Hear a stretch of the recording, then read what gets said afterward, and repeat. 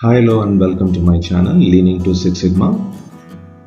Here I'm going to talk about organization and its maturity levels.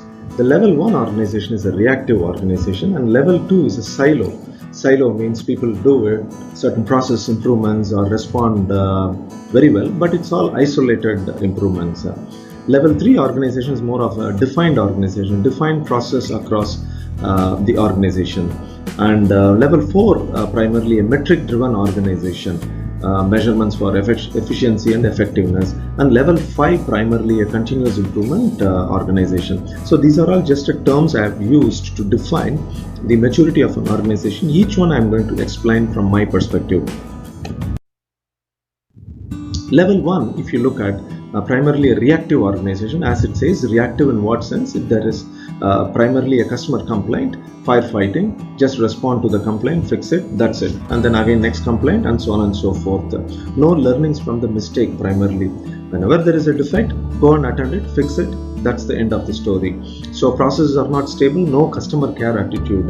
If there is a complaint, you come and report and I will fix it, that's it. That's the kind of an organization. Level 2 maturity of an organization is a silo organization. Why I termed a silo? Primarily these organizations where they just focus only on certain processes. They don't look at any linkages. For example, if there is a customer complaint, they go and address it and then really they take care of it, but they never look at it, from the perspective of why that particular complaint has come and what are the interlinkages of other processes, how can future failures can be avoided. Such things you will not be able to expect from such an organization. So that's why it's a silo mentality or silo organization. So isolated improvements, small improvements, it's not connected to the entire organization. Value creation, it's a distant reality for them. They don't even know what is a value creation. And interconnectedness, absolutely there is no scope for. And interlinkages between departments and its outcome, how one affects the other, absolutely you have no connectivity. That kind of organization is silo organization. Third level of maturity of an organization is a defined organization. Very simple. A defined organization is one which has all the processes defined, roles defined, responsibilities defined. At a basic level, the process activities are defined. ISO 9001 primarily fits in this kind of an organization. L3, that's also a basic level, I would say. Though interlinkage is established as per the requirement of ISO 9000 or at the defined level, but value chain perspective is still not yet established for such a maturity of an organization.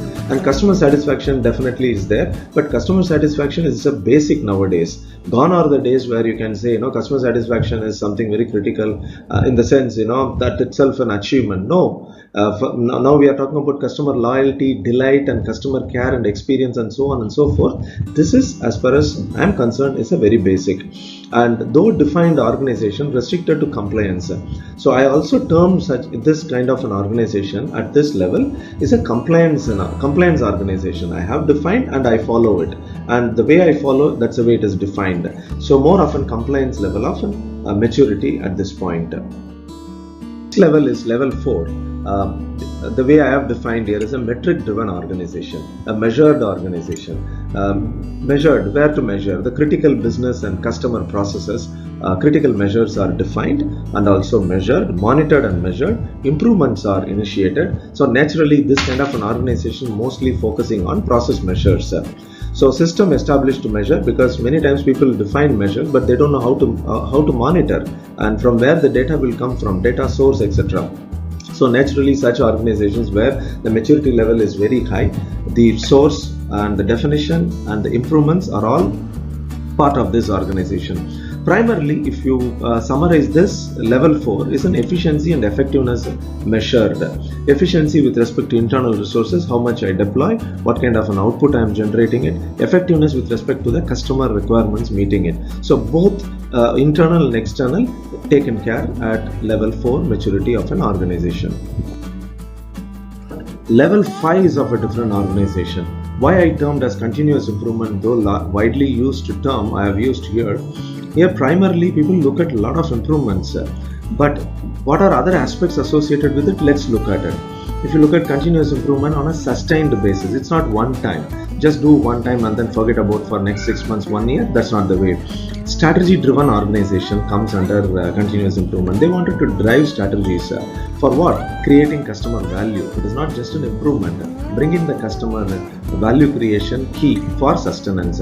Also optimized process as a goal, because cost implications not only for an organization but also for the society. If an organization is a burden not only for the organization and those who work, but also the entire society stakeholder at large impacted by the inefficiency of an organization. So optimization looked at from that angle, and also bring in a lot of innovations, new product introduction and service. So this is at a very high level of process maturity.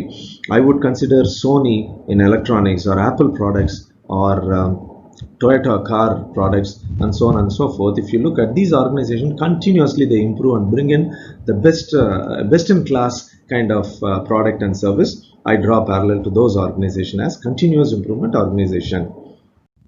So if I summarize the whole thing, what I have just discussed, level 1 to level 5 organization, I want to term it like this with respect to the customer and the organization. L1 organization primarily is a customer killer organization. They don't care about the customer.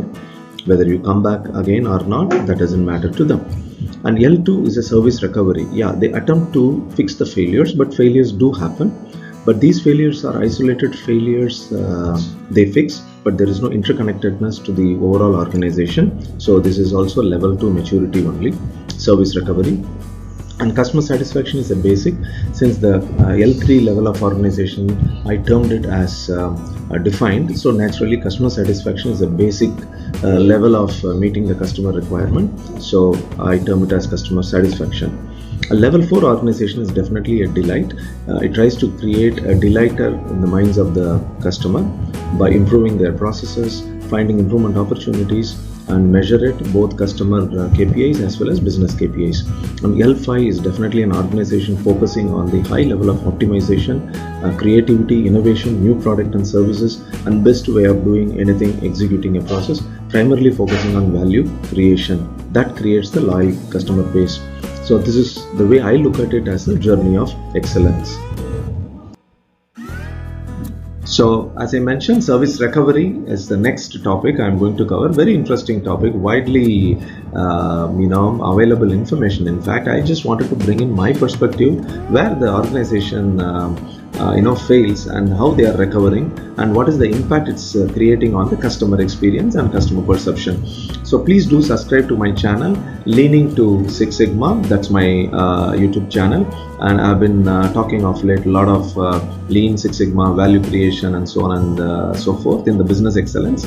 Thank you so much. We'll catch up in my next blog.